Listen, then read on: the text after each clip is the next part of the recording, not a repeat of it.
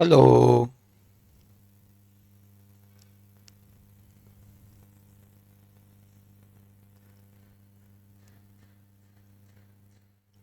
Good evening. आवाज आ रही है?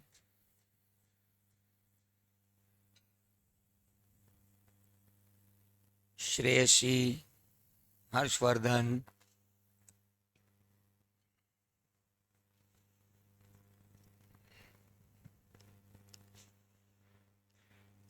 श्रेयसी और हर्षवर्धन। हर्षवर्धन तो मंदसौर से, नीमच से। कहाँ से हो? एंड श्रेयसी कहाँ से?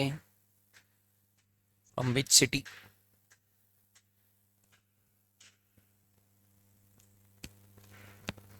भोपाल।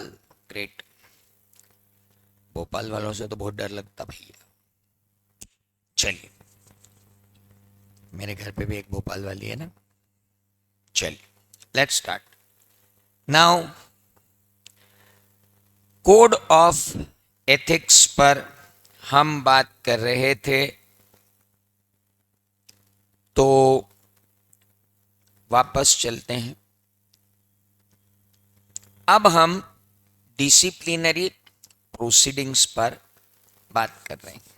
तो आइए, कल हमने जो आईसीएआई का चार्ट देखा था,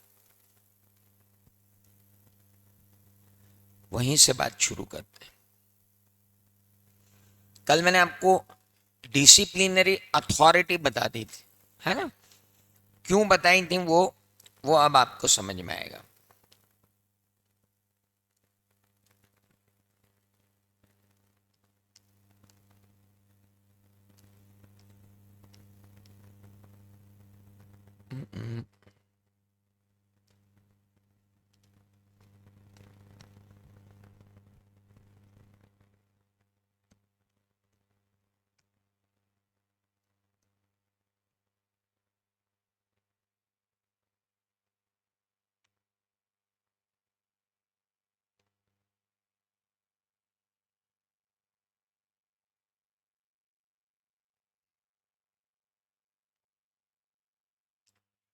तो अब हम इसको लेकर आगे बढ़ते हैं। Flowchart of disciplinary proceeding mechanism. जैसे ही एक कंप्लेंट रिसीव होती है या इंफॉर्मेशन रिसीव्ड होती है डीडी को, दैट इज डिसिप्लिनरी डायरेक्टरेट को, और उनको लगता है कि भाई प्राइमा फेसी ओपिनियन बनता है कि बंदा गिल्टी है या नॉट गिल्टी। अगर लगता है कि नॉट गिल्टी है, तो वो अपनी सारी इंफॉर्मेशन और कंप्लेंट्स किसको सौंप देते हैं? बोर्ड ऑफ डिसिप्लिन को। बोर्ड ऑफ डिसिप्लिन उस कंप्लेंट को क्लोज करता है, मतलब बोर्ड ऑफ डिसिप्लिन ही कंप्लेंट क्लोज करेंगे, डीडी कंप्लेंट क्लोज नहीं कर सकते। So DD can not close the complaint. Who can close the complaint? It can be complaint closed. Complaint can be closed only by BOD, that is called Board of Discipline. Okay. लेकिन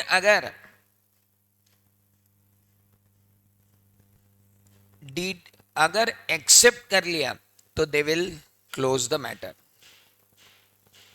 लेकिन अगर reject कर दिया तो फिर बोला जाएगा DD के द्वारा डायरेक्टर डिसिप्लिन को कि आप फर्दर इन्वेस्टिगेट करो इस मैटर को, एंड ये बताओ कि ये मैटर किस शेड्यूल का है। अब मैं आपको बता दूं, section 22 of chartered accountants act बताती है कि what is misconduct, and it defines, section 22 define करती है कि मिसकंडक्ट क्या है। मैं अभी आपको वहां लेके चलूंगा। वहां पर फर्स्ट शेड्यूल है और वहां पर सेकंड शेड्यूल है। फर्स्ट शेड्यूल के अंदर थोड़े माइनर ऑफेंसेस हैं, सेकंड शेड्यूल के अंदर थोड़े से मेजर ऑफेंसेस हैं। फर्स्ट शेड्यूल के अंदर जो ऑफेंसेस हैं जिनको आप कह रहे हो that they are minor offences, तो वो मैटर कौन डील करते हैं? Board of discipline. और जो मेजर ऑफेंसेस होते हैं वो कौन डील करते हैं? Disciplinary committee. Disciplinary committee, board of discipline को अगर लगता है कि मैटर आगे बढ़ाना है तो वो बढ़ाएंगे, नहीं तो क्लोज कर देंगे। डीसी को भी लगता है, डिसिप्लिनरी कमेटी को भी, कि मैटर क्लोज करना है तो मैटर क्लोज कर देंगे, नहीं तो आगे बढ़ा देंगे। अगर मैटर आगे बढ़ाएगा तो इंक्वायरी कंडक्ट होगी। कोड ऑफ सिविल प्रोसीजर के तहत जो भी इंक्वायरी होती है, सामने वाले आते हैं, अपनी दलीलें देते हैं and all, summoning on oath, उनसे बात करना, एविडेंस लाना, सबको अपना अपना नजरिया रखने का मौका देना, ये सारे काम जो होंगे वो कहाँ होंगे? डिसिप्लिनरी कमेटी हो या बोर्ड ऑफ डिसिप्लिन हो, दोनों जगह यही काम हो। और इंक्वायरी कंडक्ट होने के बाद या तो गिल्टी पाया जाएगा या गिल्टी नहीं पाया जाएगा। गिल्टी नहीं पाया गया तो मैटर क्लोज हो जाएगा। गिल्टी पाया गया तो बोर्ड ऑफ डिसिप्लिन रिप्रिमांड कर सकती है मेंबर को, या रिमूव कर सकती है मेंबर का नाम up to a period of 3 months, या इम्पोज कर सकती है पेनल्टी और फाइन अप टू ₹1,00,000। जबकि अगर डीसी के पास ये मैटर गया तो मेंबर को रिप्रिमांड किया जा सकता है, डांटा डपटा जा सकता है, धमकाया चमकाया जा सकता है, उसका नाम रिमूव किया जा सकता है मेंबरशिप से परमानेंटली, या 5 लाख रुपए का फाइन भी लगाया जा सकता है, या तीनों भी हो सकते हैं।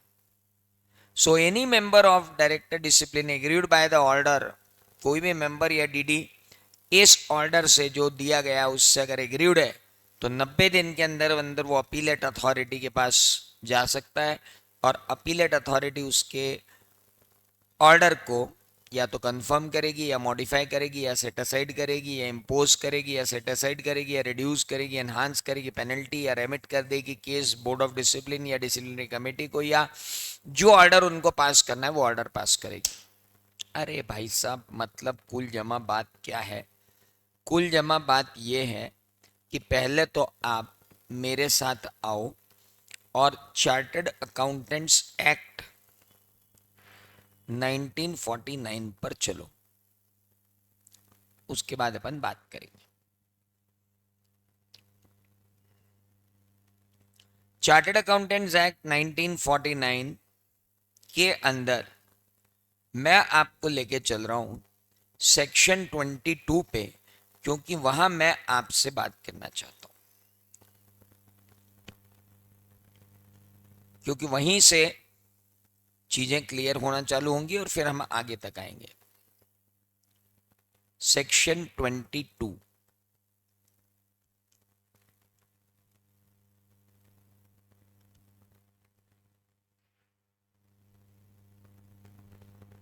क्या लिखा है बच्चों? प्रोफेशनल और अदर मिसकंडक्ट डिफाइंड।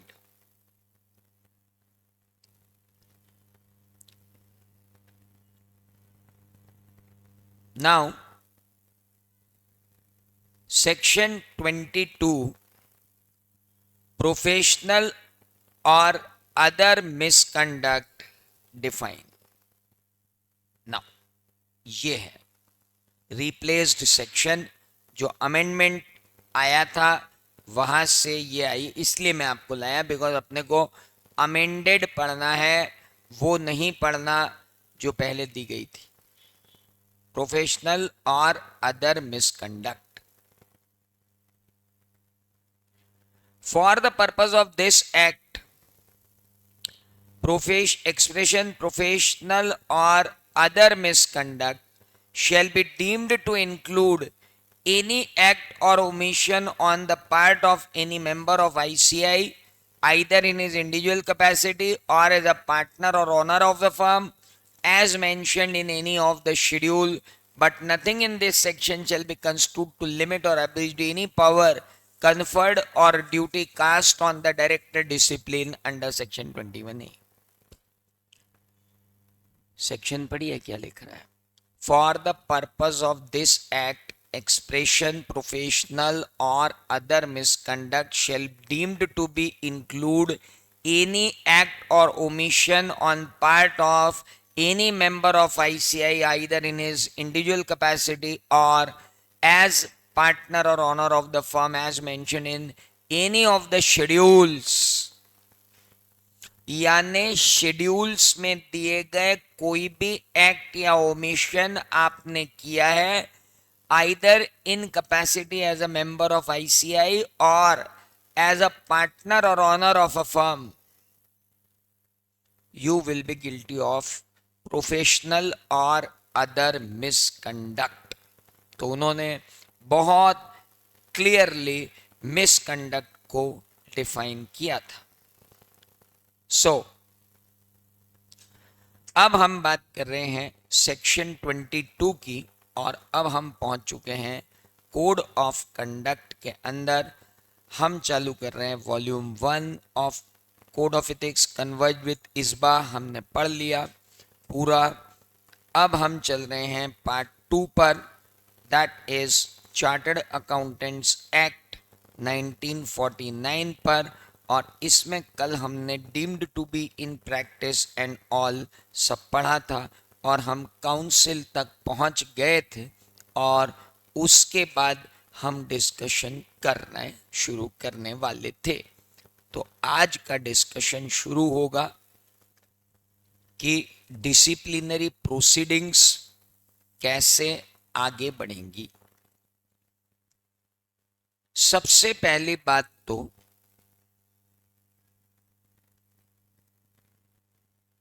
ये है कि प्रोफेशनल और अदर मिसकंडक्ट क्या है. दिया है सेक्शन 22 में और सेक्शन 22 ने कहा है एनी एक्ट और omission by member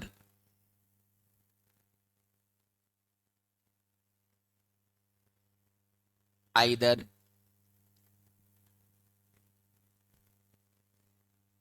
in capacity of member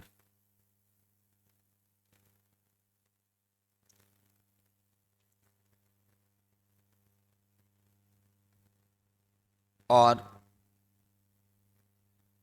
in capacity of partner or owner of the firm.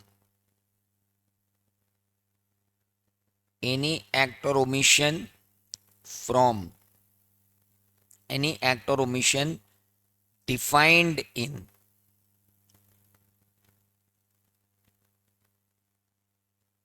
schedules to CA Act 1949 and schedules to CA Act अब आपके पास हैं दो.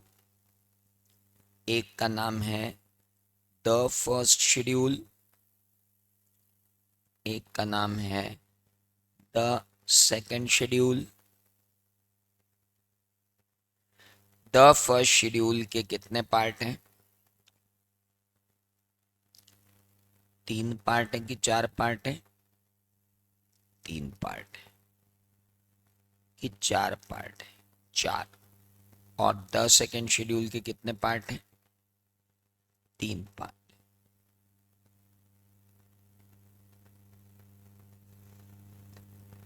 यहां प्रोफेशनल मिसकंडक्ट है, ये भी प्रोफेशनल मिसकंडक्ट है, ये भी प्रोफेशनल मिसकंडक्ट है, ये अदर मिसकंडक्ट है. ये प्रोफेशनल मिसकंडक्ट है, ये प्रोफेशनल मिसकंडक्ट है, ये अदर मिसकंडक्ट है. प्रोफेशनल मिसकंडक्ट ये है प्रैक्टिसिंग सीए के लिए, ये है मेंबर इन सर्विस के लिए, ये है ऑल मेंबर्स के लिए, और ये भी है ऑल मेंबर्स के लिए। ये है प्रैक्टिसिंग सीए के लिए, ये है ऑल मेंबर्स के लिए, ये भी है ऑल मेंबर्स के लिए। इसमें 12 क्लॉज हैं, इसमें 2, इसमें 4, इसमें 1, टोटल मिला करके 19 क्लॉजेस हैं। इसमें 10, इसमें 4, इसमें 1, टोटल मिला करके, नहीं सॉरी, 12, 2, 3 और 2, ऐसे 12 और 2 14, 3 17 और 2 19, 10 और 4 14 और 1 15। हेलो,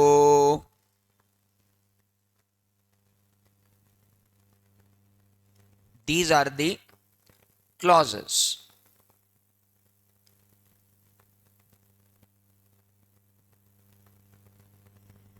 अब अगर आप इसमें गिल्टी हो तो matter will be dealt bye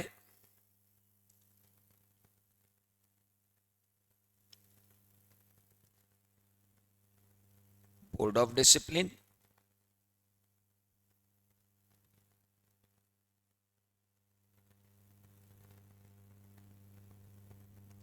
matter will be dealt by disciplinary committee. If found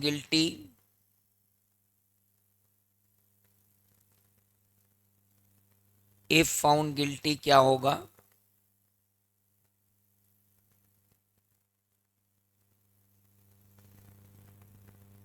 या तो रिप्रिमांड होगा,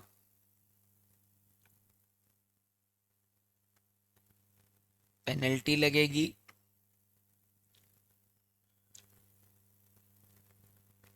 ₹1,00,000 की,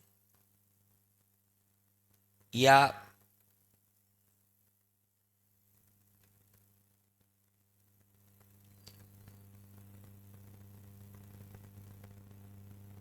रिमूवल ऑफ नेम होगा, मैक्सिमम 3 months। यहां रिप्रिमांड होगा, पेनल्टी लगेगी 5,00,000 तक, मैक्स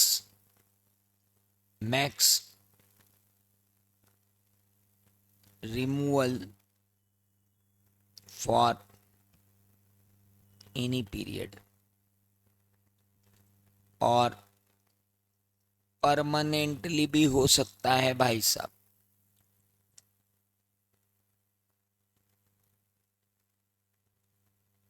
आप लोग साथ में बनाते जाते हो क्या चार्ट जब मैं बनवाता हूं?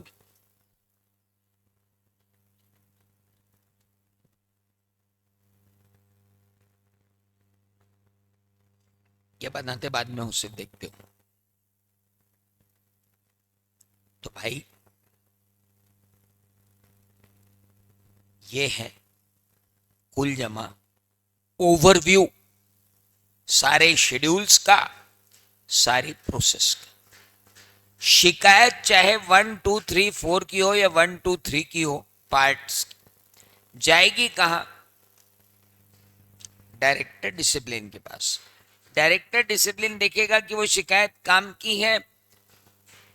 अगर शिकायत काम की है तो वो बोर्ड ऑफ डिसिप्लिन को बोल देगा, और सेकंड शेड्यूल के काम की है तो डीसी को बोल देगा।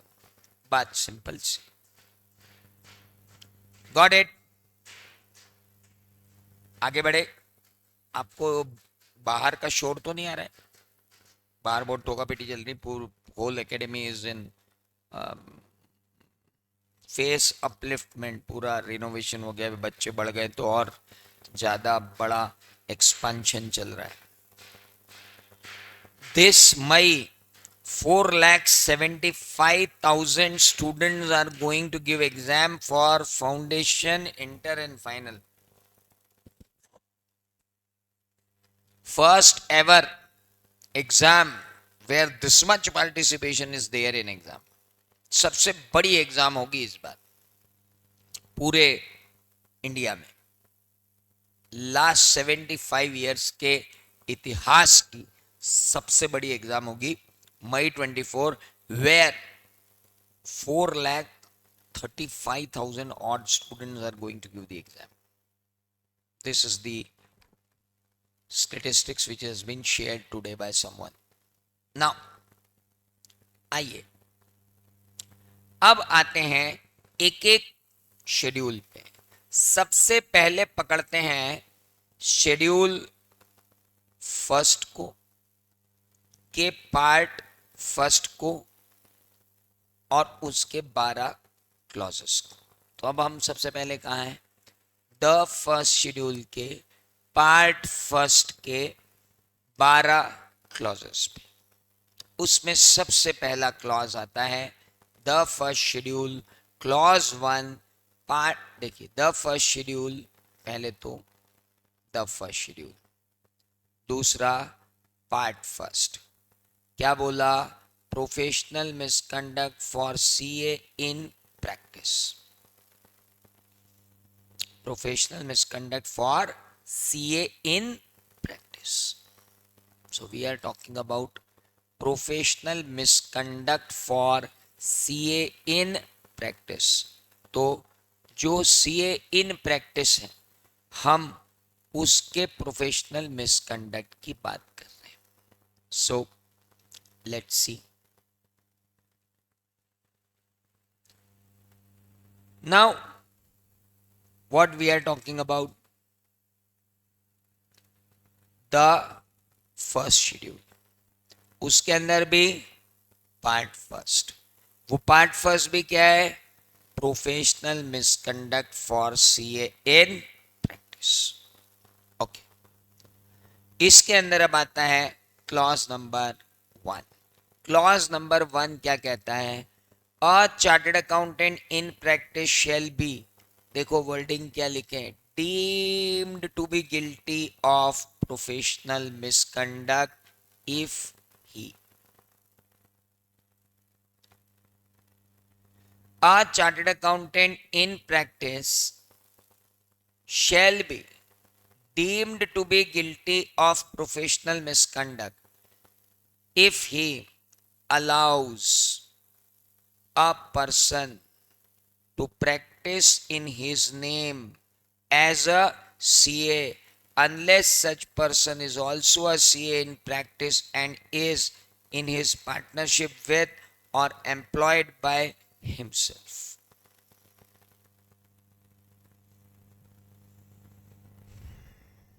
आप एक चार्टर्ड अकाउंटेंट हो,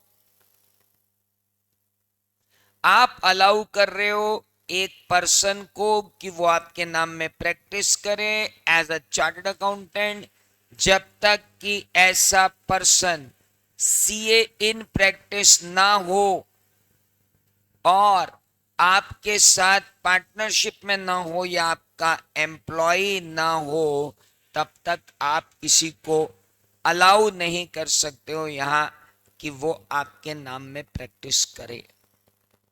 बड़ा इंटरेस्टिंग सा सिचुएशन है दोस्त। एक बंदा अगर चाहे, अगर मैं मान लो चाहूं, एक दिन मेरी हसरत जग जाए कि भाई साहब मैं यत्र तत्र और सर्वत्र सीए बन के इंडिया में रहना चाहता हूं, मुझे क्या करना चाहिए? अब मैंने तो लाखों स्टूडेंट पढ़ाए 30 साल में और करीब करीब चार्टर्ड अकाउंटेंट स्टूडेंट अगर मैं गिनने जाऊं तो 20-25 हजार तो मेरे स्टूडेंट हैं ही जो चार्टर्ड अकाउंटेंट हो गए।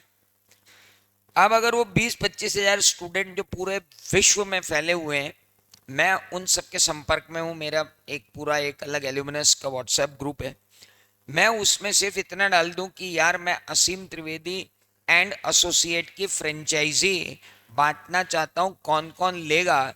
तो 25,000 में से 1,000 स्टूडेंट तो ऐसे निकल जाएंगे जो बोलेंगे चलो सर यार आपके साथ काम करते मजा आएगा। मैंने कहा पट्टो तुम्हारे ऑफिस जहां जहां है वहां वहां बोर्ड लगा दो, तुम्हारा भी बोर्ड लगा लो, मेरा भी बोर्ड लगा लो। अब क्या हुआ, उन पट्टों ने अपना बोर्ड लगाया, साथ में मेरा बोर्ड भी लगा दिया। अब सारे लोगों को उनकी सिटी में भी यही लगा कि असीम त्रिवेदी यहां भी प्रैक्टिस कर रहा है। वो सब लोग असीम त्रिवेदी नाम देखकर आए। आप उन्होंने मेरे स्टूडेंट से मिले, मेरे स्टूडेंट ने उनको सर्विस दे दी, सर्विस देने के बाद बिल पकड़ा दिया, उन्होंने बिल का पेमेंट कर दिया और बिल के पेमेंट का 20% उसने मुझे भेजना चालू कर दिया। मैंने कहा बढ़िया काम है साला, अच्छा रिटायरमेंट प्लान है, कुछ नहीं करना, अपने नाम का बोर्ड टांगो। भगवान की दया से राजस्थान में तो सब पहचानते ही अपने को, एमपी में सब पहचानते ही अपने को, यूपी में सब पहचानते ही अपने को। अपना बोर्ड लगाओ, काम करो, ऐश करो, कुछ नहीं है। तू मेरा बोर्ड टांग, जितना तेरा सेल हो उसका 20% मेरे को दे दे, बाकी तू रख। प्रभु राम की कृपा से मेरा काम चल रहा है, कोई दिक्कत नहीं, चलने दो। क्या मैं ऐसा अपना ठेके पे नाम चलवा सकता हूं? इसलिए इंस्टीट्यूट ऑफ चार्टर्ड अकाउंटेंट से बोला, हे शाणे चार्टर्ड अकाउंटेंट असीम त्रिवेदी, तेरी ये जो यत्र तत्र सर्वत्र वाली बात है ना, ये पूरी ना हो पाएगी, क्योंकि हम तुझे अलाउ ही नहीं कर रहे हैं कि तू एक ऐसे पर्सन को अपने नाम से प्रैक्टिस करने दे जो सीए तो है, प्रैक्टिस में तो है, लेकिन तेरा पार्टनर नहीं है या तेरा एम्प्लॉय नहीं है। यानी मेरे नाम से अगर किसी को प्रैक्टिस करनी है, मेरे नाम से अगर किसी को प्रैक्टिस करनी है तो उसका सीए होना जरूरी है, उसका प्रैक्टिसिंग सीए होना जरूरी है, और उसका या तो मेरा पार्टनर होना जरूरी है या मेरा एम्प्लॉय होना जरूरी है। अदरवाइज वो प्रैक्टिस ही नहीं कर सकता, मतलब अदरवाइज वो मेरे बिहाफ पे काम नहीं ला सकता। क्या आपको मेरी बात समझ में आ गई? Very simple, that if a chartered accountant in practice shall be deemed to be guilty of professional misconduct if he allows a person to practice in his name as a CA, unless such person is also a chartered accountant in practice and is in partnership with or in employment of himself. Clause की language आपको बहुत करके वही लिखनी है जो language clause में दी गई है। ज्यादा हेर फेर आप उसके अंदर कर नहीं सकते हो। आपको क्या लिखना पड़ेगा? A chartered accountant in practice shall be deemed to be guilty of professional misconduct if he allows a person to practice in his name, if he allows a person to practice in his name as a CA, unless such person is also a chartered accountant in practice, either as his partner or employed by himself. उसके बाद मैंने आपको नीचे example भी दे दिया। Mister Chitjor, CA in practice, his employee, it's not a misconduct. NMC मतलब not a misconduct. और mister Chhichhore, CA in service, his employee, it would be a misconduct. Mr. Fukre, CA in practice, neither employee nor partner, misconduct. तो भाई आपको तीन अलग अलग situation के तीन अलग अलग क्वेश्चन आ सकते हैं कि एक बंदा प्रैक्टिस में है और मेरा एम्प्लॉय है और मैंने कहा तू मेरे नाम पे प्रैक्टिस कर। एक बंदा जो प्रैक्टिस में है और मेरा एम्प्लॉय, एक चार्टर्ड अकाउंटेंट इन प्रैक्टिस किया, दूसरा chartered accountant in practice employ बन के रह सकता है, नो डाउट अबाउट इट। तो एक सीओपी धारी आदमी दूसरे सीओपी धारी आदमी के यहाँ जॉब कर सकता। तो मैंने अपने यहां पर अगर एक एम्प्लॉय रख लिया है लेकिन वो क्या है, प्रैक्टिसिंग सीए है, तो देर इज नो मिसकंडक्ट।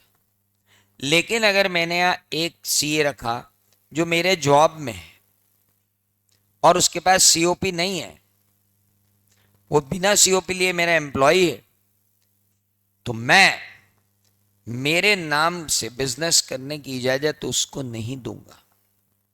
तीसरा, एक सीए जो प्रैक्टिस में है, ना तो मेरा एम्प्लॉय है ना मेरा पार्टनर है, मैं उसे अपने नाम में प्रैक्टिस करने की इजाजत बिल्कुल भी नहीं दूंगा।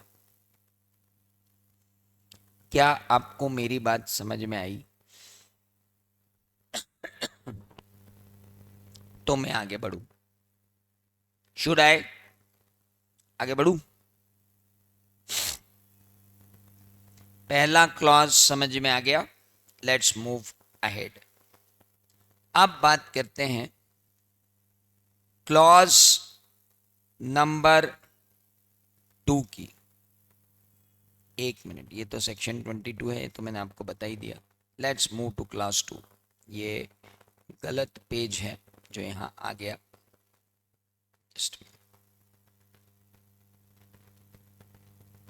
आइए, क्लॉज 2 पार्ट 1 फर्स्ट शेड्यूल। अभी तक हम थे क्लॉज 1 पे, अब हम आए हैं क्लॉज 2 पे। Let's have clause 2। A chartered accountant in practice shall be deemed to be guilty of professional misconduct if he pays or allows or agrees to pay or agrees to allow, either directly or indirectly, any share, any commission, any brokerage from his professional fees or profit to any person other than member of ICAI, partner, retired partner, legal representative of deceased partner, member of such professional body allowed by ICAI, person having such qualification as allowed by ICAI.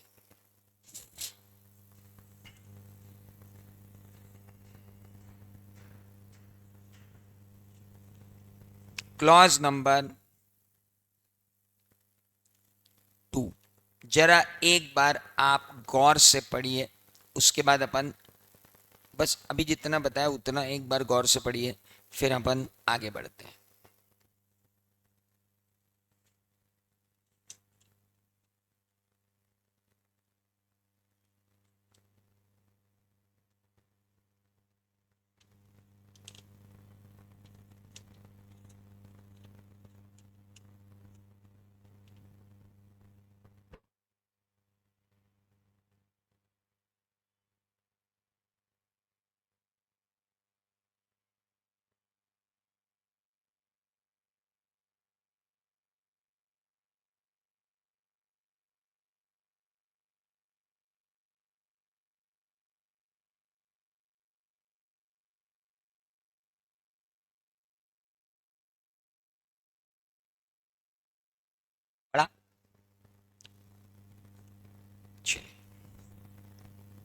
ऐसा है sir, बहुत clearly बोला गया है। उसके बाद आप नाम देखो, member of such professional body, और प्रोफेशनल बॉडी में कौन, वो अपनी जो कॉफी है ना, बस वो ला देना।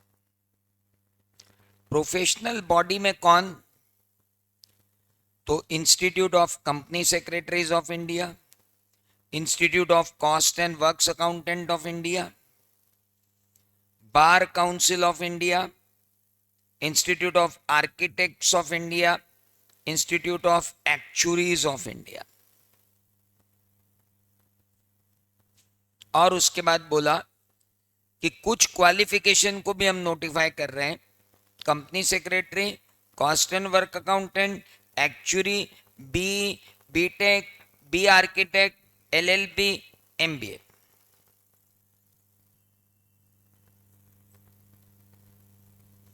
बहुत बड़ा क्लॉज है, इतना बड़ा क्लॉज है कि मेरे को भी कॉफी मंगानी पड़ी पढ़ाने के लिए, आप भी मंगा लो। बहुत बड़ा क्लॉज, और ढेर सारी बातें करना है इसके ऊपर अपने को। क्लॉज यही है, बातें ढेर है। पहली बात तो ये कि बाबू ये क्लॉज आप लाए ही क्यों? जैसे वहां मेरी आत्मा क्या कह रही थी कि यार यत्र तत्र सर्वत्र मैं ही मैं छा जाऊं, कोई और न रहे, तो मैंने सोचा था फ्रेंचाइजी मोड ऑन कर लेता हूं। तो वो फ्रेंचाइजी मोड तो किसी ने मेरे को मना कर दिया, इंस्टीट्यूट ना, मजा नहीं आया मेरे को। पर मैं भी छटा छटाया चार्टर्ड अकाउंटेंट, ऐसे थोड़ी बैठूंगा। एक दिन मेरे दिमाग में, खुरापाती दिमाग में एक ख्याल आया कि यार मैं प्रैक्टिस कैसे बढ़ाऊं, कैसे क्लाइंट कबाड़ूं। तो मैंने कहा एक काम करता कि मैं अपने एजेंट छोड़ देता हूं पूरे इंडिया में, और उन एजेंटों को कहता हूं पट्ठों क्लाइंट भेजो, जो भी फीस होगी उसमें से मैं आपको कमीशन दूंगा। तो आप बोलोगे कि सर अगर ऐसा कर भी रहे हैं तो बुराई क्या है? करने दो, क्या बुराई है इसमें? देखो दोस्त, ऐसा है, institute of chartered accountants of India की एक प्रोफेशनल डेवलपमेंट कमेटी जिसका काम है मेंबर्स के लिए काम ढूंढना, मेंबर्स के नए नए काम के एरिया विकसित करना और मेंबर को काम दिलवाना। ये काम प्रोफेशनल डेवलपमेंट कमेटी करती है, आईसीएआई की। अब हम जो बात कर रहे हैं वो क्या है? हम कह रहे हैं कि यार हम ऐसा नेटवर्क ढूंढ लें जिससे हमें काम आता रहे, और जो हमें काम भेजे हम उससे फीस में शेयर कर लें। तो institute of chartered accountants of India कभी नहीं चाहेगी कि एक पैरेलल प्रोफेशनल डेवलपमेंट बॉडी बन जाए जो के मेंबर्स को काम दे, क्योंकि ऐसे में इंस्टीट्यूट का नियंत्रण जो है वो मेंबर्स पे से कम हो जाएगा। Control over the members will be difficult. With this aspect this clause has been inserted कि भाई सुनो, तुम्हें अपनी फीस किसी से भी शेयर नहीं करनी है, फीस भी नहीं, खाली फीस भी नहीं, प्रॉफिट भी। ए मेंबर बोलो, सुन रे, बोलो भैया तू प्रैक्टिस में, हाँ, तो तू है ना एक काम करना, तेरी जो फीस आए, तेरी जो भी फीस है उस फीस में से ना तो तू शेयर करेगा, ना तो तू कमीशन देगा, ना तो तू ब्रोकरेज देगा किसी भी बंदे को।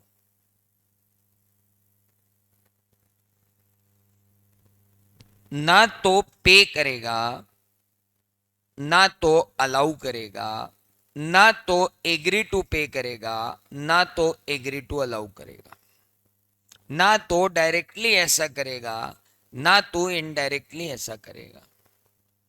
ये तो बिल्कुल गीता का ज्ञान हो गया भाई साहब।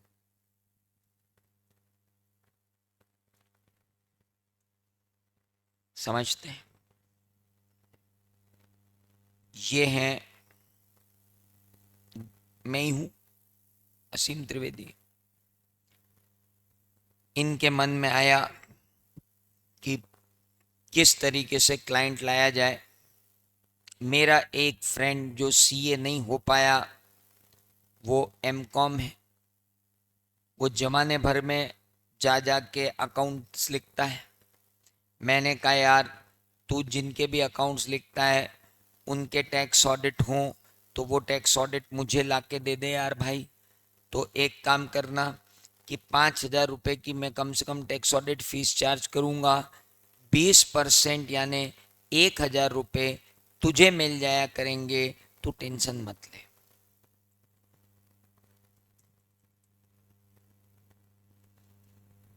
ऐसे मेरे उस अकाउंटेंट ने दूसरे अकाउंटेंट को बताया कि भैया ये एक स्कीम है, तुम्हारे पास भी कोई क्लाइंट हो तो तुम भी दे दो। फिर इस अकाउंटेंट ने किसी तीसरे अकाउंटेंट को बोला कि ऐसी स्कीम मार्केट में आई है और ये एक असीम त्रिवेदी जी हैं जो जमाने भर में बांट रहे हैं पैसा, उनको क्लाइंट ला के दो, वो पैसा बांटेंगे। धीरे धीरे मार्केट से सारे क्लाइंट मेरे यहाँ जमा होने लग गए, मेरी प्रैक्टिस अच्छी चल निकली। लोगों को समझ नहीं आ रहा कि क्लाइंट कहाँ चले गए। जब सारे चार्टर्ड अकाउंटेंट ने अपने अपने क्लाइंट से पूछा कि भैया तुम्हारा ऑडिट तुम कहाँ कर रहे हो यार, किधर चले गए हो तुम ऑडिट करते करते, वेयर यू आर देयर।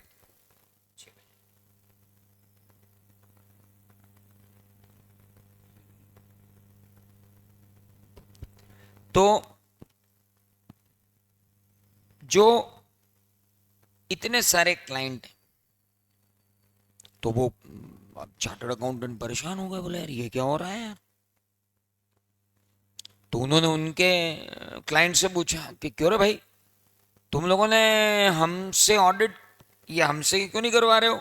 बोले यार हमारे अकाउंटेंट्स जब सब वो एक चार्टर्ड अकाउंटेंट असीम त्रिवेदी उसी की बड़ाई कर रहे हैं, बोले वही बढ़िया बढ़िया काम करते हैं उन्हीं से करवाएंगे। तो यार अब वो तो हम तो अकाउंटेंट के भरोसे बैठे हुए हैं, यार तो नहीं हो पाएगा तो ही करेंगे।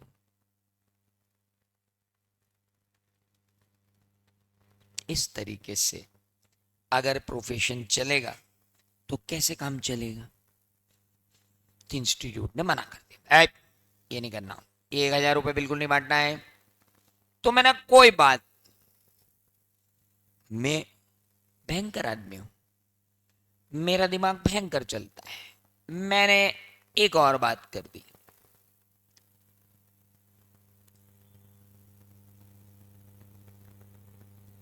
एक,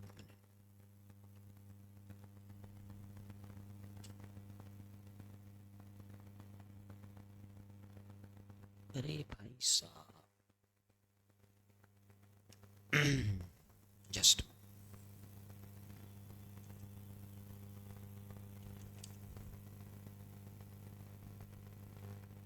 अरे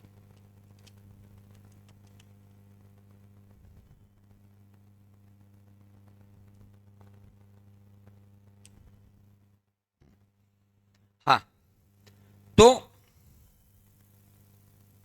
मैं भी थे चार्टर अकाउंट। तो मैंने क्या किया, मैंने कहा सुनो बेटा, एनओसी की बात तो अभी बाद में है ही, ये तो घनघोर लोग हैं, ये जब ऐसा करने से नहीं चूक रहे तो एनओसी तो अलग बात है। और किसने कहा कि मैं सिर्फ एक ही मिसकंडक्ट करने के लिए बैठा हूं, मैं 4 और कर सकता हूं। नाउ अब मैंने अपने इस एमकॉम मित्र को बोला कि भाई तेरे को एक नया प्रपोजिशन देता हूं यार, तू खुद तेरे क्लाइंट को है ना बिल फाड़ के दे दे 5-5 हजार का, और मैं तेरे ऊपर बिल फाड़ देता हूं 4 हजार का। तू मेरे को 4 हजार पे कर और तू उनसे 5 हजार कलेक्ट कर। अब बताओ क्या ये सही है?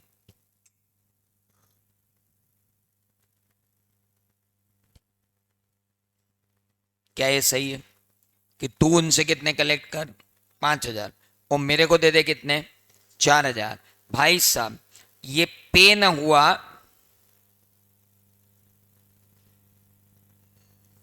ये पे ना हुआ, ये अलाउ हो गया। I am allowing him to keep 1,000 rupees with him and give only 4,000 to me while he had charged 5,000। तो इसलिए कहा गया कि दोस्त, आप ना पे कर सकते हो ना अलाउ कर सकते हो। एक मिनट में जरा इस पे बहुत सारे निशान हो गए थे तो मैं हटा दूं। तो मैंने आपको अभी क्या बताया कि ना तो आप क्या कर सकते हो, पे, और ना आप क्या कर सकते हो, अलाउ। मैंने उस एमकॉम बंदे के साथ एक एग्रीमेंट कर लिया कि मैं तुझे पे और अलाउ करूंगा, और वो एग्रीमेंट साल भर तक चला। उसने मुझे मस्त सारे लाके दिए केसेस, मैंने मस्त सारा ऑडिट कर दिया। आखिरी में जब हिसाब करने बैठे तो मुझे ध्यान आया कि बाबू, अपन तो मिसकंडक्ट कर बैठे यार। तो मैंने उसको बोला कि बाबू, तुम भूल जाओ कि तुमको हम कुछ देंगे। अरे ये देख, मिसकंडक्ट हो जाएगा मेरा, मैं तेरे को कुछ नहीं दे रहा हूं, सॉरी यार भाई। उसने कहा सॉरी यार भाई, मेरे मैंने तेरे को साले 20 टैक्स ऑडिट दिलवाए, उस 20 टैक्स ऑडिट के 1,000 रुपए के हिसाब से मेरे 20,000 बन रहे हैं, और तू मुझे नहीं देगा? मैंने कहा नहीं दूंगा यार भैया, ऐसा है कि यार मेरा मिसकंडक्ट हो जाएगा यार दादा, तुम कहां मेरे को फंसा रहे हो? मरते मर जाऊंगा, 20,000 नहीं दूंगा, बड़ी मुश्किल से मेरे पास सीए की डिग्री आई है। उसने कहा रुक तेरे को बताता हूं। वो गया इंस्टीट्यूट के पास और उसने जाके डायरेक्टर डिसिप्लिन को शिकायत कर दी। कैसे बेईमानटे मेंबर बनाए तुमने? मेरे से वादा किया कि पर ऑडिट 1,000 रुपीज दूंगा, 20,000 का बिल बन गया, साला दे नहीं रहा है। ऐसे कैसे मेंबर तुम्हारे जीवन से फिर जाते हैं? इंस्टीट्यूट ने मेरे को चिट्ठी लिखी, डायरेक्टर डिसिप्लिन ने, क्या त्रिवेदी जी, क्या रायता घोला ये क्या 20,000 की बात कर रहा है? मैंने कहा sir, I am rule abiding chartered accountant, मैं मानता हूं मैंने इससे एग्रीमेंट किया था, लेकिन अंत में मेरा चार्टर्ड अकाउंटेंट जागा और मैंने देखा कि ये मिसकंडक्ट हो जाएगा। धर्म का पालन करने के लिए मैं इसे 20,000 रुपए नहीं दूंगा। मैं चार्टर्ड अकाउंटेंट एक्ट का पालन कर रहा हूं, इसमें क्या मिसकंडक्ट है? इंस्टीट्यूट ने कहा मिसकंडक्ट तो तुम्हारा ऑलरेडी हो चुका, क्यों तुमने ऐसा एग्रीमेंट ही कैसे किया?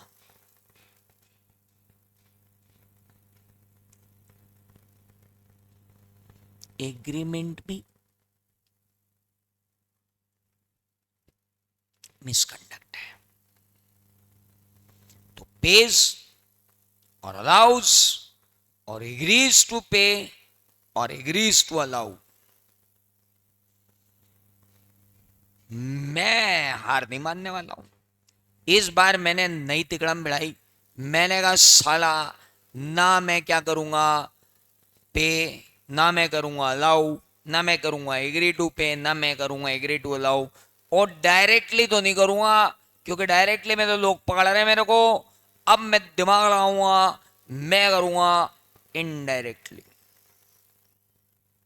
भाई साहब मैं चालू हो गया। मैंने कहा सुन रे एम कॉम आदमी, तू मेरे बहुत काम का है, तू एम कॉम है पर तू मेरे काम का है।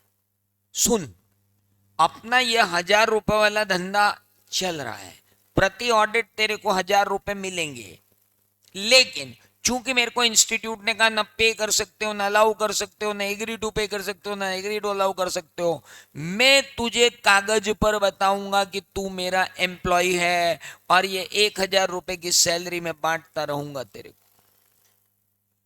और सैलरी के नाम पर साला तेरे को पेमेंट करूंगा। तो टेंशन मतलब अपने को दोनों को कोई नहीं पकड़ सकता।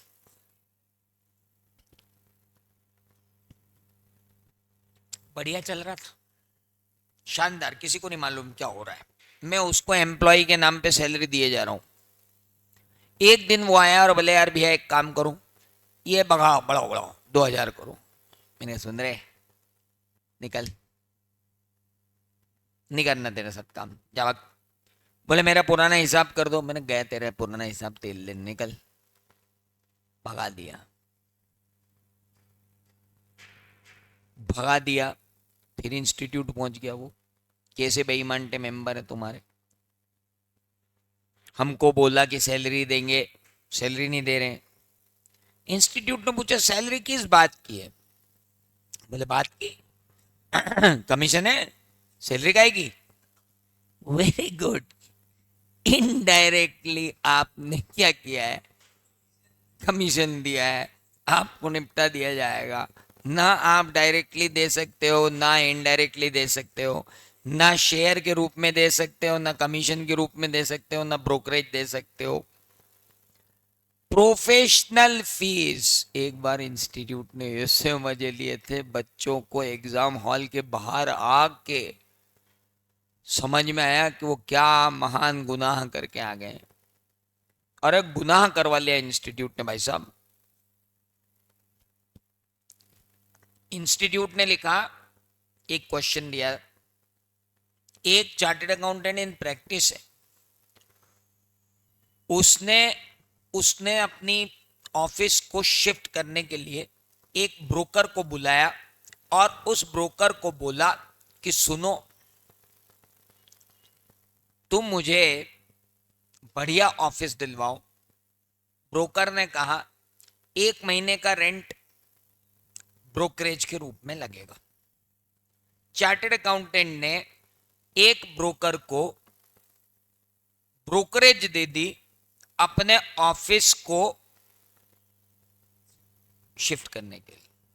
दूसरी बार एक बार फिर एक क्वेश्चन मारा, एक चार्टर्ड अकाउंटेंट ने स्टॉक ब्रोकर को ब्रोकरेज दी कि उसके लिए शेयर खरीदे। क्या ऐसी ब्रोकरेज अलाउड है? और वो अपनी फीस में से ही देगा। बताइए क्या ये ब्रोकरेज अलाउड है? अक्षय, ओमवीर, श्रेयांशी, हर्षवर्धन, बताओ भैया, तुम होते तो क्या लिखते? अलाउड है कि नहीं है? कोई कुछ बोल ही नहीं रहा है। अरे सो गए क्या? जिंदा हो तो सबूत दो। शिव जी का प्रसाद लेके तो नहीं बैठे हो कल की शिवरात्रि का? अरे इतने बैठे हो, जवाब तो दो। क्या पूछ रहा हूं मैं? चार्टर्ड अकाउंटेंट ने अपनी फीस में से प्रॉपर्टी ब्रोकर को ऑफिस किराए पे बढ़िया मिल जाए इसके लिए ब्रोकरेज दी। चार्टर्ड अकाउंटेंट ने अपनी फीस में से अपने इन्वेस्टमेंट करने के लिए इन्वेस्टर को क्या दी? ब्रोकरेज दी। क्या ये मिसकंडक्ट है? हाँ या ना में जवाब दिया जाए।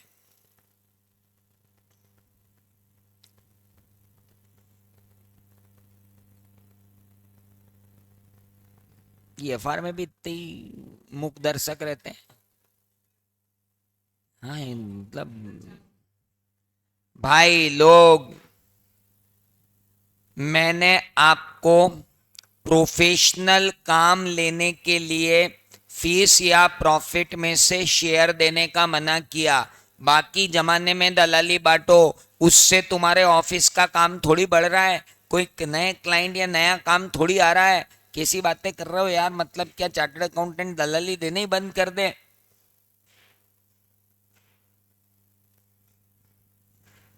ये चलेगा? आप ऑफिस की ब्रोकरेज दे रहे हो, चलेगा, उससे कोई नए क्लाइंट थोड़ी कबाड़ रहे हो आप।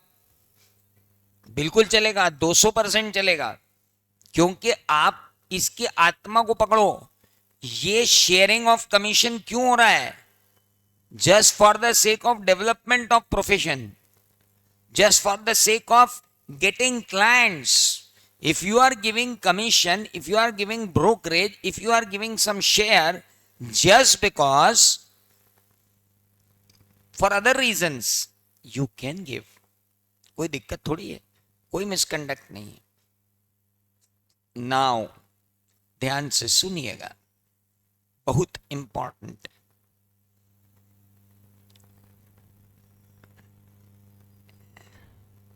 नाम नहीं लूंगा, मान लो कोई है easy tax return.com,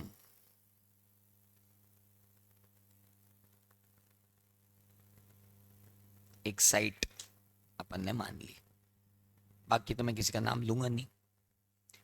easytaxreturn.com एक साइट बनाई भाई ने, देश भर के 45 चार्टर्ड अकाउंट 45,000 चार्टर्ड अकाउंटेंट को इसने अपने पोर्टल पे जोड़ लिया और कहता है भाई साहब आपको टेंशन ही नहीं है, आप बस मेरे पोर्टल पे आ जाओ। आ गए? गुड। अब इसने इकोनॉमिक टाइम्स में, बिजनेस स्टैंडर्ड में कहा 50-50 रुपए में, 100-100 रुपए में, 150-150 रुपए में, 200-200 रुपए में रिटर्न फाइल करो। हमारी साइट पे आओ, अपना फॉर्म नंबर 16 डालो, 500 रुपए में सेल्स रेट, 500 रुपए में रिटर्न फाइल। अब फॉर्म नंबर 16 का रिटर्न फाइल करने में कितनी देर लगती है आप ही बताओ? अपना एक आर्टिकल 1 घंटे में कम से कम 5 एम्प्लॉय के फाइल कर देगा। उस समय की बात बता रहा हूं जब म्यूचुअल फंड की डिटेल नहीं डालनी पड़ती थी। अब तो साला म्यूचुअल फंड की डिटेल आ जाए तो अपन उसके हाथ ही जोड़ लेते हैं कि दादा रहने दो यार तुम। तो 1 मिनट, अभी म्यूचुअल फंड की डिटेल्स मान लीजिए नहीं है, फटाफट फटाफट काम हो जाता है। आजकल तो म्यूचुअल फंड की डिटेल हो तो ज्यादा फीस लगती, पर मान लो ऐसा किया। अब ऐसे में 45,000 चार्टर्ड अकाउंटेंट के लिए भाई 45 लाख रिटर्न ले आया और उसने इन सारे चार्टर्ड अकाउंटेंट को ये रिटर्न बांट दिए और कहा तुम्हारी फीस 500-500 रुपए, उसमें से 100-100 रुपए मेरा कमीशन। ये तो बिल्कुल वैसे ही हो गया जैसा ओला और उबर वाले करते हैं, एग्रीगेटर। हाँ, BNI, बिजनेस नेटवर्क इंटीग्रेशन। क्या ये अलाउड रहेगा डियर? बताओ, कैन वी अलाउ दिस? क्या हम ये अलाउ कर सकते हैं? नहीं। Institute of chartered accountants of India ने कहा है ये प्योरली मिसकंडक्ट है। अभी तुम किसी भी वेबसाइट का नाम मत लेना, चुप। पर अगर तुम्हारे बॉस ने ऐसी किसी वेबसाइट पे अपना नाम रजिस्टर करवा के रखा हुआ है तो उनको बोलना दादा, हाँ, क्योंकि आपका मिसकंडक्ट हो चुका है, वहां से शेयरिंग वेयरिंग क्या, TDS कट के पैसा आया है। हाँ हाँ, TDS फॉर्म नंबर 26A में दिख रहा है वहाँ पे नाग का फन, जिसके ऊपर लिखा हुआ है फॉर्म 26A में कि ये वाली साइट से, ये वाली साइट से, ये वाली साइट से, ये वाली साइट से आया है। अपवर्क एक साइट है, उस पर लोग काम लेते हैं फॉरेन अकाउंटिंग का। गड़बड़ है, you can not. So pays or allows, agrees to pay or agrees to allow, directly or indirectly, any share, any commission, any brokerage from his professional fees or profit to any person। अभी any person तो पढ़ लिया, लेकिन बाबू any person के लिए बाद जो exception दिए हैं वो अभी अपन ने नहीं पढ़े। पर पहले आप ये बताओ, आपको ये बात समझ में आई कि क्या हो रहा है यहाँ पे? A chartered accountant in practice shall be deemed to be guilty of professional misconduct if he pays or allows or agrees to pay or agrees to allow directly or indirectly any share, any commission, any brokerage from his professional fees or from his professional profit to any person.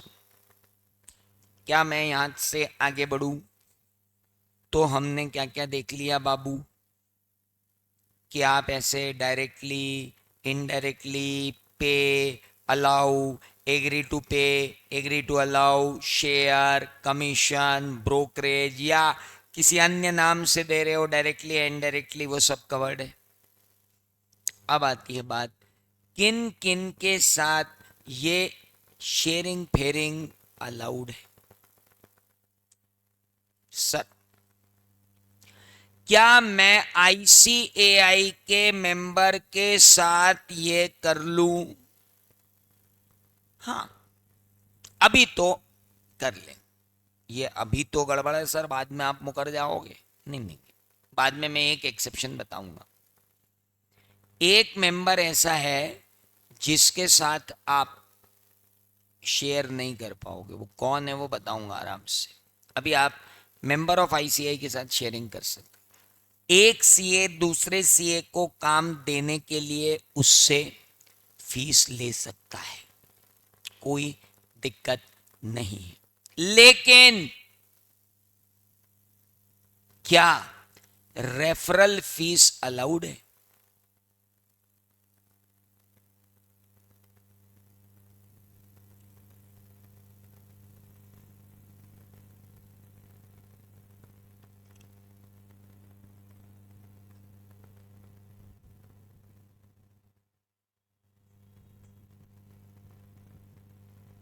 ध्यान से सुनना, मैं जो बोल रहा हूं, सभी लोग जितने भी यहां पे है ना, नॉर्मली ये माना जाता है कि referral fees is okay, sharing is allowed.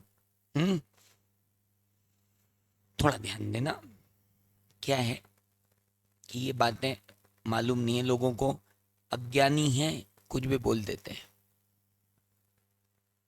तुम एक्स लिमिटेड के ऑडिटर हो,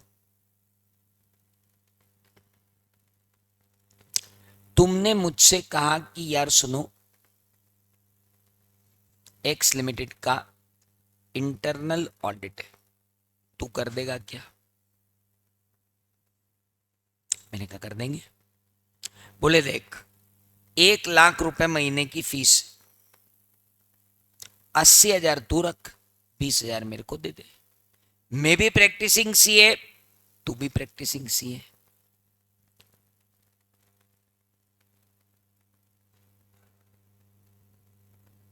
हर महीने अरेंजमेंट।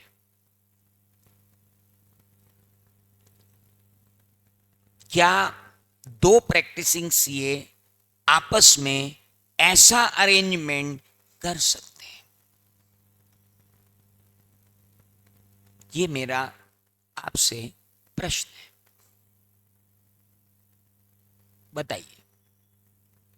एक प्रैक्टिसिंग सीए दूसरे प्रैक्टिसिंग सीए को कह रहा है मैं एक्सटर्नल ऑडिट जिन जिन कंपनियों का करता हूं उन सबका इंटरनल ऑडिट तू कर, और इंटरनल ऑडिट की जितनी भी फीस आएगी ना बाबू, उसका 20% मेरा, 80% तेरा। कोई टेंशन है क्या तेरे को? सामने लो, मेरे को क्या टेंशन है यार, दो यार काम यार, शेयरिंग करेंगे। क्या institute of chart accountants of India ने बोला कि ए मेंबर आप मेंबर से शेयर कर सकते हो, तो क्या यहां पर कोई मिसकंडक्ट है? आपको लगता है कोई मिसकंडक्ट?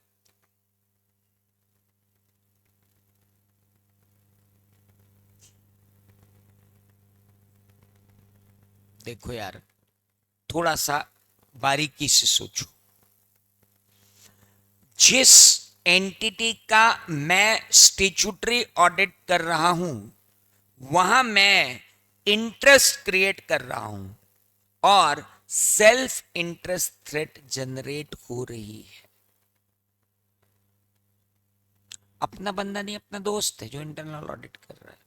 हालांकि मैं उसको कोई इन्फ्लुएंस नहीं कर रहा हूं, वो मुझे कोई इन्फ्लुएंस नहीं कर रहा, लेकिन उस वजह से मेरा सेल्फ इंटरेस्ट थ्रेट आ रहा है।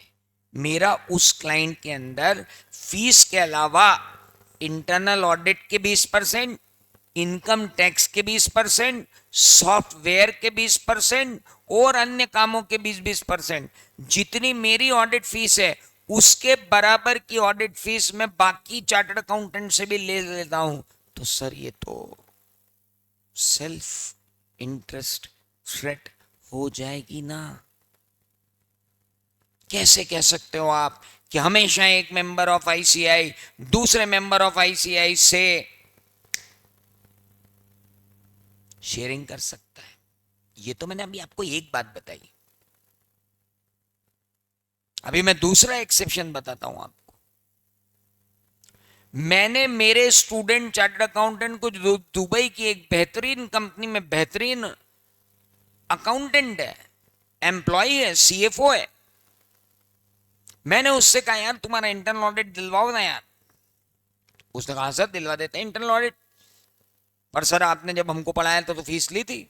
हाँ बिल्कुल ली थी, मैंने तो कभी फीस वापस भी नहीं की और ना ही मैंने कभी तुमको बोला बिना फीस के पढ़ लो। I am true professional. बंदा बोलता सर मैं भी प्रोफेशनल। तो मैंने कहा क्या? बोले आपको अगर मैं इंटरनल ऑडिट दिलवाऊंगा तो 20% मेरा, 80% आपका। मैंने कहा तू तो सीए है ही, मैं भी सीए हूं, चल आपस में बांट लेते हैं। Is it allowed?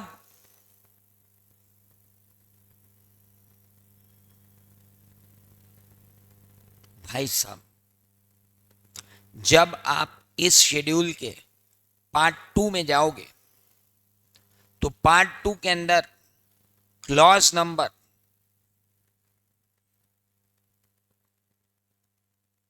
2 है।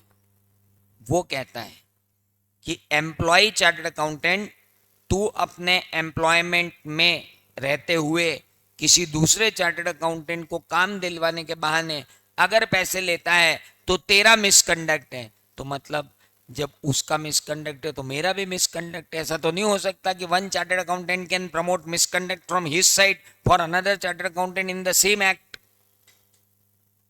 दोनों के लिए मिसकंडक्ट है। तो अगर आप ये सोचते हो कोड ऑफ एथिक्स के अंदर कि मेंबर ऑफ आईसीआई से शेयरिंग करना हमेशा अलाउड है, तो सर आपकी बहुत बड़ी भूल है। ऐसा अलाउड नहीं है। कुछ समझ में आया भाई लोग? कोड ऑफ एथिक्स है, ये छोटी मोटी चीज नहीं है। मेंबर ऑफ आईसीआई से हमेशा शेयरिंग अलाउड नहीं है। क्या मैं अपने पार्टनर से शेयर कर लूं? कर लेना भाई, पार्टनर तो बनाए ही शेयर करने के लिए। बिल्कुल, पार्टनर तो बनाया ही शेयरिंग के लिए। अच्छा एक बात बताओ, क्या मैं जिस भी व्यक्ति से शेयर करूंगा will he become my partner?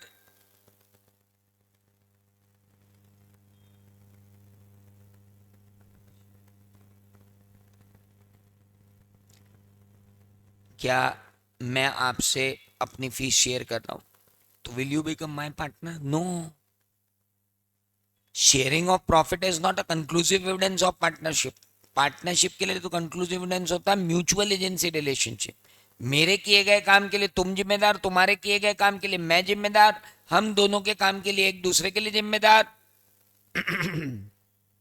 तो पार्टनर है। यहां पार्टनर की बात चल रही, कौन से पार्टनर की? जो डीड के अंदर पार्टनर है भाई साहब। He is partner in deed. Hello, okay. Can I share my profits with retiring partner? क्या मैं रिटायरिंग पार्टनर के साथ फीस शेयर कर लूं? रिटायर्ड पार्टनर के साथ? बाबू, रिटायर्ड पार्टनर के साथ फीस तब शेयर करना जब तूने पार्टनरशिप डीड में इसका प्रोविजन किया हो। अगर पार्टनरशिप डीड में लिखा नहीं है कि रिटायर्ड पार्टनर के साथ क्या होगा, शेयरिंग ऑफ द फीस होगी, तो भाई साहब रिटायर्ड पार्टनर के साथ शेयरिंग ऑफ फीस नहीं हो पाएगी। कान खोल के सुन लो, अगर रिटायर्ड पार्टनर के साथ आपने स्पेसिफिक क्लॉज डीड में नहीं डाला तो या तो रिटायरमेंट डीड में डालो या पार्टनरशिप डीड में डालो, एग्रीमेंट में होना चाहिए।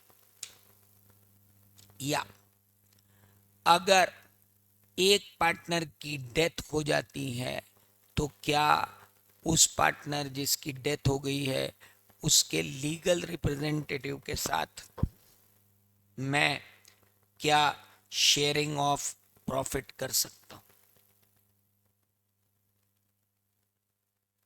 फिर से वही बात, कर सकते हो, लेकिन पार्टनरशिप डीड में लिखा होना चाहिए कि कितने समय तक और क्या परसेंटेज आप शेयर करेंगे। स्पेसिफिकली मेंशन होना चाहिए कितने समय तक और कितना प्रतिशत आप शेयर करेंगे, ये आपको बताना ही पड़ेगा। अगर ये डीड में नहीं है तो माफ कीजिएगा, आप इनके साथ पार्टनरशिप नहीं कर सकते। क्या मैं मेंबर ऑफ आईसीएसआई के साथ डील कर लूं? क्या मैं बार काउंसिल ऑफ इंडिया के वकील साहब के साथ शेयरिंग कर लूं? क्या मैं इंस्टीट्यूट ऑफ आर्किटेक्ट के बंदे के साथ शेयरिंग कर लूं? क्या मैं कॉस्ट एंड वर्क्स अकाउंटेंट के साथ शेयरिंग कर लूं? क्या मैं इंस्टीट्यूट ऑफ एक्चुरी के बंदे के साथ शेयरिंग कर लूं? कर ले भाई, कोई दिक्कत नहीं,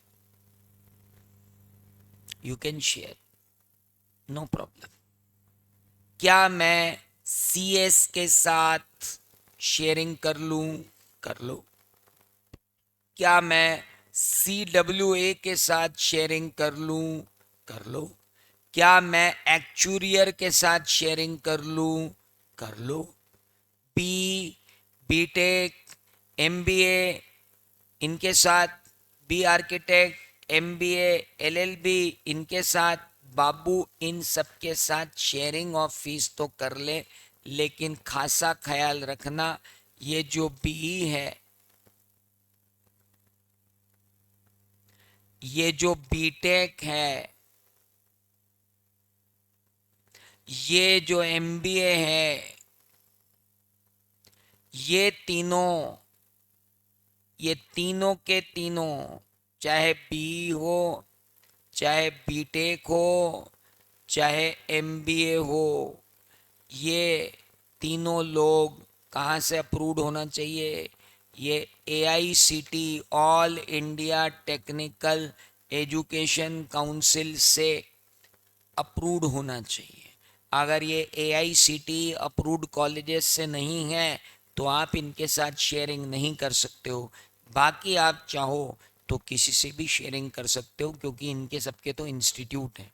सीएस का एक ही इंस्टीट्यूट है, सीडब्ल्यूए का एक ही इंस्टीट्यूट है, एक्चुरी का एक ही इंस्टीट्यूट है, आर्किटेक्ट का भी इंडियन इंस्टीट्यूट ऑफ आर्किटेक्ट एक ही है, और बार काउंसिल ऑफ इंडिया एक ही।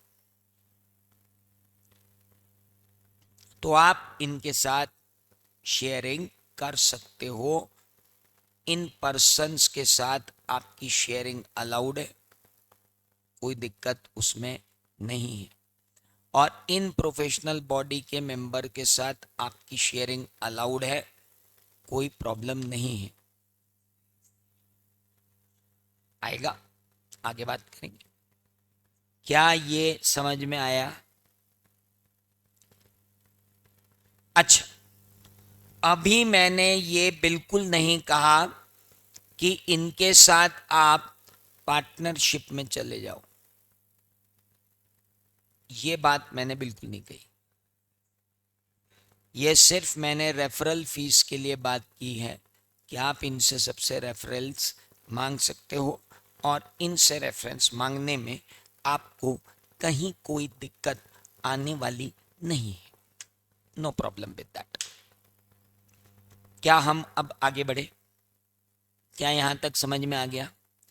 मेंबर ऑफ आई, अब मान लो क्वेश्चन, और भाई साहब इतना इतना द्रवित कर देने वाला प्रश्न पूछते हैं, इतना मार्मिक प्रश्न पूछ लेते हैं, इतना भावनात्मक प्रश्न पूछ लेते हैं कि आदमी इमोशनल होके ही आंसर लिख देता है और गलत हो जाता है।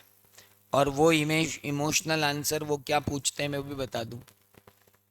इस पूरे सब चैप्टर में आपको मैंने सब पढ़ा दिया, सब सब सब। अब वो पूछते हैं कि भाई साहब कोरोना में एक पार्टनर की हो गई डेथ, उसकी विडो को इन्होंने कहा कि हम तेरे को ह्यूमैनिटेरियन ग्राउंड्स पे शेयर करेंगे फीस। डीड में कोई क्लॉज नहीं। अब बच्चे को लग रहा है कि मैं पढ़ के आया हूं कि डीड में कोई क्लॉज नहीं है तो ये अलाउड नहीं है। फिर वो सोचता है देखो यार, मर गया आदमी, विडो है, इंस्टीट्यूट ऐसा नियम थोड़ी बनाएंगी कि कोई मानवता भी न दिखाए। कृपया करके वहाँ मानवता दिखाने का कष्ट ना करें। हमें ह्यूमैनिटेरियन ग्राउंड्स पे कुछ नहीं चाहिए। हमें तो जो भी चाहिए वो क्या चाहिए,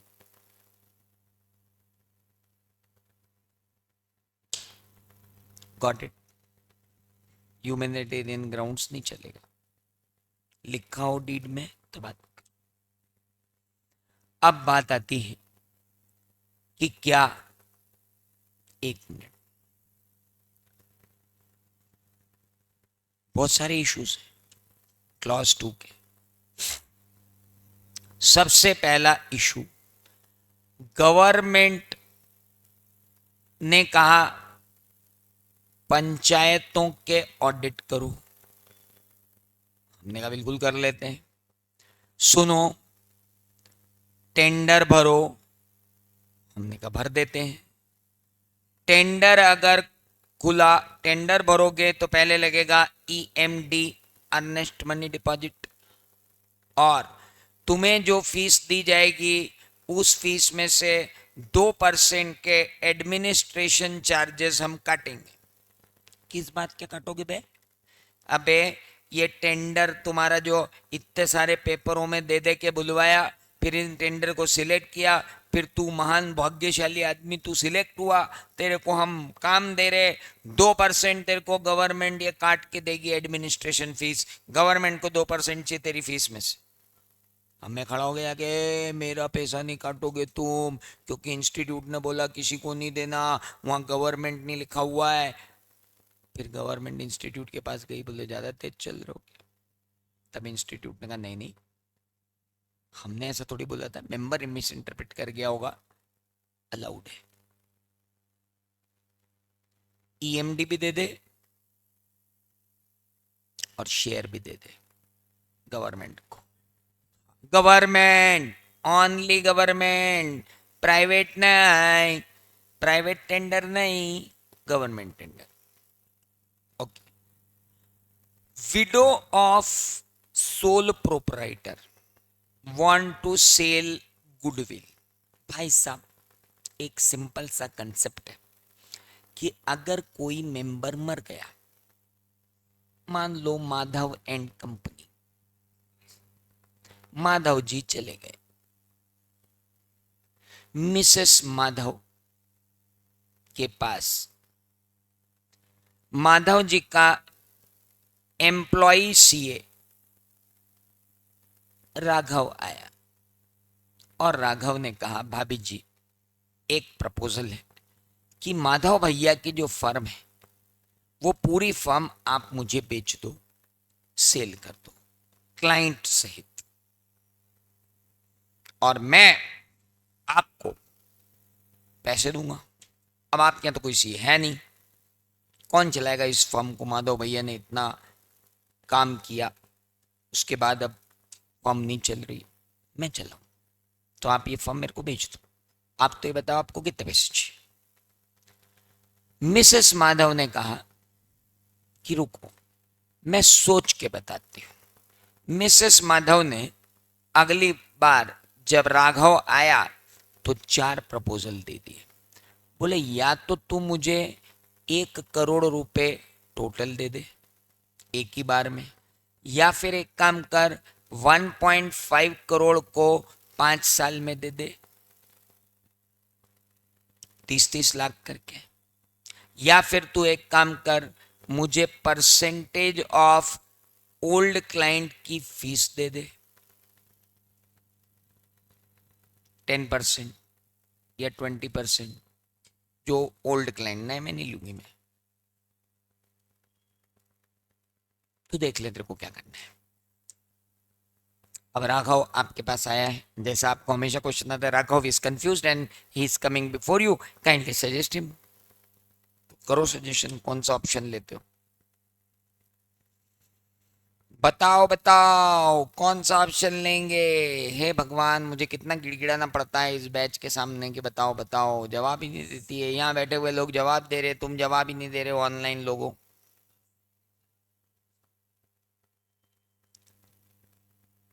अरे सो गए क्या, जवाब दो ना ऑनलाइन वालों। तुमको है ना गूगल ड्राइव टाइप की आदत पड़ी हुई है। एक तो तुमको ये टेंशन है कि इसको 1x 2x 3x करके भी नहीं नचा सकते हैं कि जल्दी जल्दी आगे बढ़ जा। क्या करें बताओ, जल्दी बताओ भाई साहब। दिस इज अलाउड, आप 1.5 करोड़ ले सकते हो, this is also allowed, no problem. This is not allowed at all. Uncertain amount तो बिल्कुल भी अलाउड नहीं है, और वो भी परसेंटेज ऑफ ओल्ड क्लाइंट की फीस का, सॉरी सर, बिल्कुल भी अलाउड नहीं है। बिजनेस माधव के नाम पे चलेगा।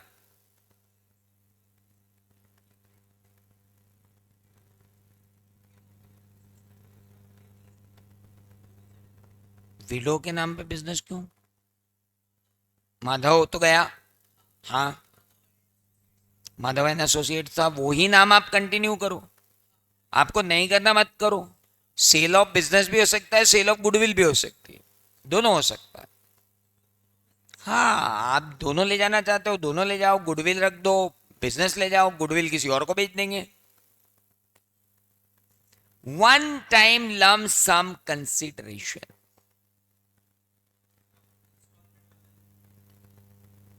और इंस्टॉलमेंट, बट फिक्स्ड।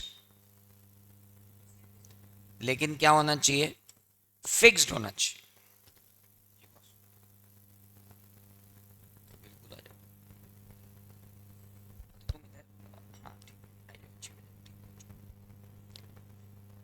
तो समझ में आई बात एवरीवन।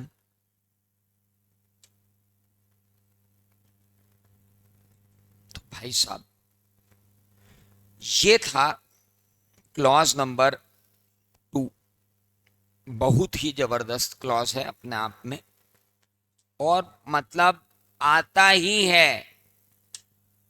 मॉड्यूल में देख लो कोई चीज डिस्कस होने से छूटी तो नहीं, क्लास 2 में देखना जरा एक बार मॉड्यूल उठा के,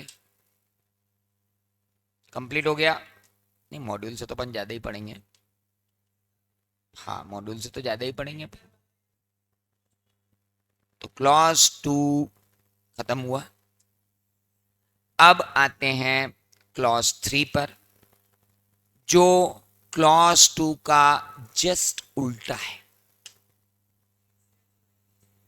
या a chartered accountant in practice shall be deemed to be guilty of professional misconduct if he accepts or agrees to accept any part of profits of professional work of a person who is not member of ICI, who is not member of such professional body, who is not person having such qualification. Same.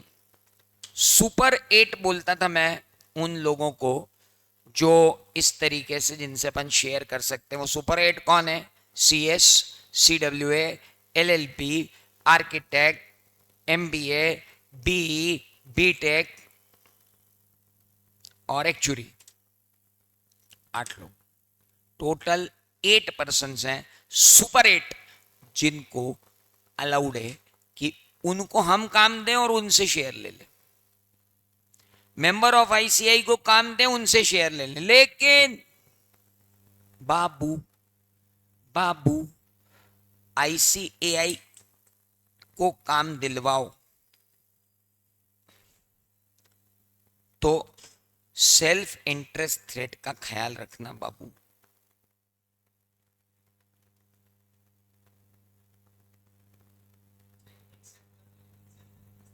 हाँ, referral fees वाले है ना, same. आप कोई भी काम accept कर रहे हो ना, आप अपना थ्रेट एड्रेस करके चलना, जो भी आपका थ्रेट आता है, बाकी तो सब ठीक है। तो ये था क्लॉज नंबर 3। आज के लिए इतना काफी है, बाकी की बात करते हैं अपन मंडे को। ओके, देखता हूं मैं एक बार, प्लान देख लूं क्या है, and then I will decide by evening. I will give you intimation that do we have any class in mornings. इसको बंद करना।